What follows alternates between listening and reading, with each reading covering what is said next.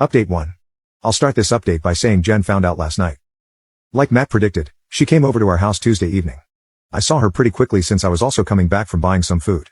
She asked me if I knew where Matt was, and I said I didn't know, because I genuinely didn't know at the time.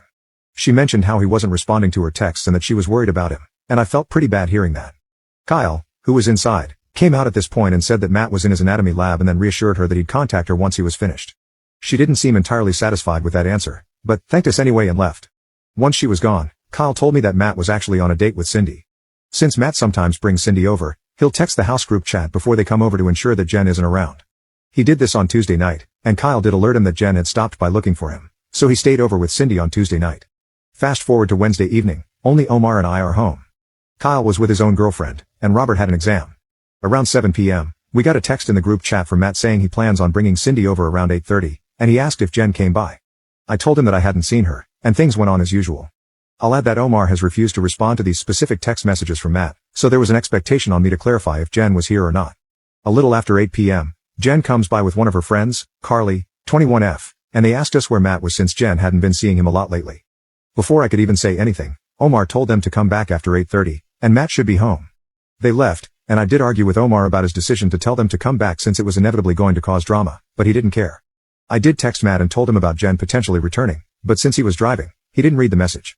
At this stage, I gave up trying to contact Matt and went up to my room. A little after 8:30, Matt walked in with Cindy, and not long afterward, Jen and Carly returned. Omar let them in by the way. Long story short, there was a lot of Jen yelling, Matt lying, and apologizing. I didn't bother coming down since I could hear it all from my room. After about 10 minutes of this, Jen and Carly left. Matt sent Cindy home after this, and he was pretty mad at us for what happened. I reminded him that I sent text messages, which he now saw, and Omar played dumb, acting like he didn't see Matt's message about him asking if Jen was home, but confirmed to him that he told Jen to come back after the first time she came because, in his words, he didn't think Matt was dumb enough to go out with Cindy 2 nights back to back. Robert and Kyle came home after this point, and I filled them in on what happened. There was definitely some tension in the house this morning as Matt thinks all of this could have been avoided had Omar been more helpful. He also partially blames Cindy for wanting to come over so often. Overall, Matt doesn't really seem to care that Jen found out and broke things off with him. He said that he'll try apologizing one more time, as he does prefer Jen to Cindy, and if she doesn't accept, he'll leave things as they are. As for Cindy, Matt has already told Kyle, Robert, and me this morning that he plans on ending things with her after the December exam season. He says that he wants to be single again by New Year so he can have a fresh start. Kyle and Robert think this is pretty hilarious considering how much trouble he got into to be with her.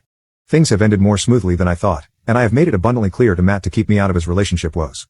I have also asked Carly how Jen was holding up this morning as we share a class together. As expected, Jen was very upset about the entire ordeal, and she and her friends consider everyone at our house, aside from Omar, to be complicit and awful.